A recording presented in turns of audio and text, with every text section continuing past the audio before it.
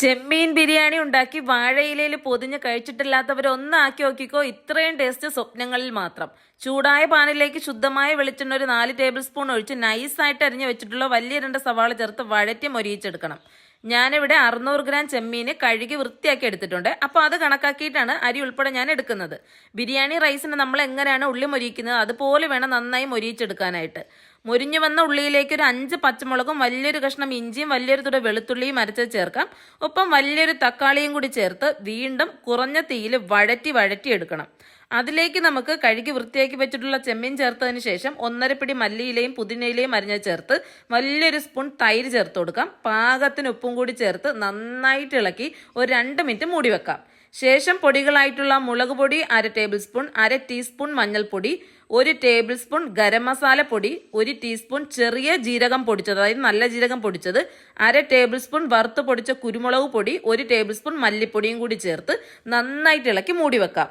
കൊഞ്ചിന്ന് തന്നെ വെള്ളമിറങ്ങി ഒരു 8 മിനിറ്റിനുള്ളിൽ കൊഞ്ച് വെന്ത് കിട്ടും. ഒരു പക്ഷേ കൊഞ്ചിന്ന് തോനെ വെള്ളം ഇറങ്ങിയില്ല എന്നുണ്ടെങ്കിൽ ശകലം ചൂടുവെള്ളം ഒഴിച്ചു കൊടുത്താൽ മതിയേ. റൈസ് വെക്കാൻ വളരെ സിമ്പിളാണ്. 1.5 കപ്പ് അരിക്ക് 3 കപ്പ് വെള്ളം ഒഴിക്കാം. അടുപ്പിലേക്ക് വെച്ചതിന് ശേഷം 7-8 ഏലക്കായ, 5-6 ഗ്രാമ്പ്, 3-4 കഷ്ണം പട്ട, 2 തക്കോലം ചേർത്ത് കൊടുക്കാം. ഒരടപ്പ് വെളിച്ചെണ്ണ, ഞാനിവിടെ നെയ്യ് ഒന്നും ഉപയോഗിക്കാതാണ് ഈ ബിരിയാണി വെക്കുന്നത്. പാകത്തിന് ഉപ്പും ഒരു നാരങ്ങ നീരും കൂടി ചേർത്ത് കൊടുക്കാം. ചോറ് പരസ്പരം ഒട്ടാതിരിക്കാൻ വേണ്ടിയിട്ടാണ് ഈ നാരങ്ങ നീര് ചേർത്ത് കൊടുക്കുന്നത്. വെള്ളത്തിലൊരു അല്പം ഉപ്പ് മുന്തി നിന്ന് കഴിഞ്ഞാൽ ചോറിൽ കറക്റ്റ് ഉപ്പായിരിക്കും. നല്ലോണം വെട്ടിത്തിളച്ച വെള്ളത്തിലേക്ക് 5 മിനിറ്റ് കുതിർത്തി അരി ചേർത്ത് അടച്ചു വെച്ച് മീഡിയം ഫ്ലെയിമിൽ വേവിച്ചെടുത്താൽ ചോറ് റെഡി. ശേഷം ചെമ്മീൻ മസാലയ്ക്ക് മുകളിൽ റൈസ് തട്ടി മല്ലിയിലയും പുതിനയിലയും വറുത്ത അണ്ടിപ്പരിപ്പും കറിവേപ്പിലയും ചേർത്ത് കുറഞ്ഞ തീയിൽ ഒരു 5 മിനിറ്റ് കിടന്നാൽ ചെമ്മീൻ ബിരിയാണി റെഡിയായിന്ന് കരുതും, പക്ഷെ തീർന്നിട്ടില്ല.